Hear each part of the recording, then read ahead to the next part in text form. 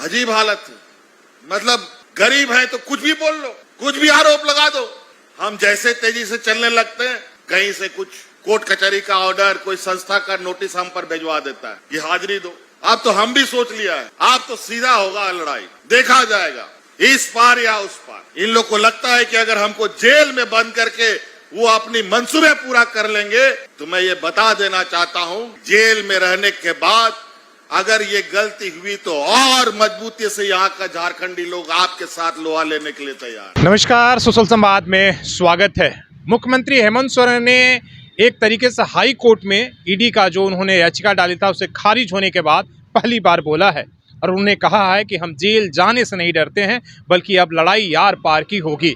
हेमंत सोरेन ने खुले मंच से कहा ये लोग हमें जेल भेजना चाहते हैं, लेकिन उनके मंसूबे पूरे नहीं होंगे, क्योंकि जेल से जब लौटेंगे तो और भी ज़्यादा मजबूत होंगे। वो बीजेपी के ऊपर एक से एक उन्होंने आरोप लगाया। उन्होंने कहा कि आपको पता ही है कि ये इनके पास भ्रष्टाचारी, और ये जाकर विपक्ष के वहाँ जाकर वॉशिंग मशीन में किस तरीके से पुण्य हो जाते हैं ये बताने की ज़रूरत नहीं है। 20 साल तक सत्ता में रहने वाले ये लोग हैं, लेकिन भ्रष्टाचारी हमको बता रहे हैं।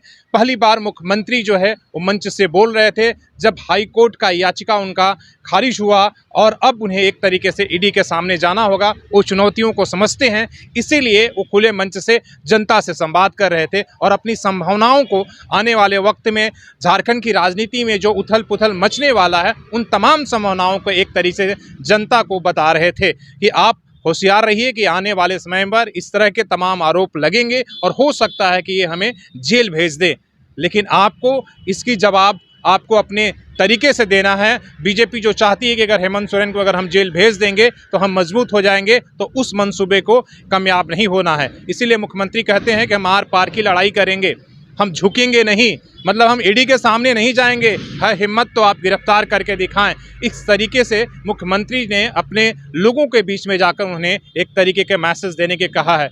आप इन बयानों को देखिए और समझिए कि मुख्यमंत्री किस तरीके से लोगों से बात कर रहे हैं और किस तरीके से उन्होंने एक तरीके से ईडी से लेकर बीजेपी को उन्होंने करारा जवाब दिया है। जो लोग ये इस इंतजार में बैठे हैं कि हाई कोर्ट ने याचिका खारिज कर दिया तो अब हेमंत सोरेन बैकफुट पर आ जाएंगे, अब ईडी के सामने जाएंगे, उनके लिए उन्होंने एक तरह से करारा जवाब दिया है। हमें विकास चाहिए।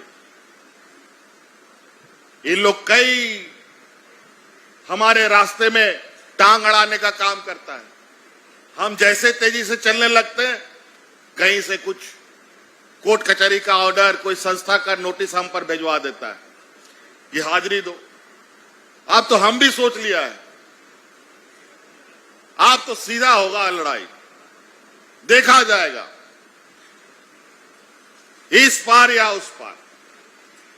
इन लोग को लगता है कि अगर हमको जेल में बंद करके वो अपनी मंसूबे पूरा कर लेंगे, तो मैं ये बता देना चाहता हूं कि जेल में रहने के बाद अगर ये गलती हुई तो और मजबूती से यहाँ का झारखंडी लोग आपके साथ लोहा लेने के लिए तैयार। अजीब हालत है। मतलब गरीब है तो कुछ भी बोल लो, कुछ भी आरोप लगा दो। और इन लोग के बारे में तो क्या लोग बोलता है, वॉशिंग मशीन। व्हाट्सएप फेसबुक में सुनते हैं ना जी, जितना गंदा आदमी को इसका विपक्ष का मशीन में डाल दो साफ हो जाता है। वाह वाह रे वाह, कमाल है। 20 साल चलाया सरकार तुम, भ्रष्टाचारी हो गए हम। बुजुर्ग को पेंशन दिया हम, भ्रष्टाचारी हो गए हम। विधवाओं के आंख पानी पोछो तो गुनहगार हो गए हम।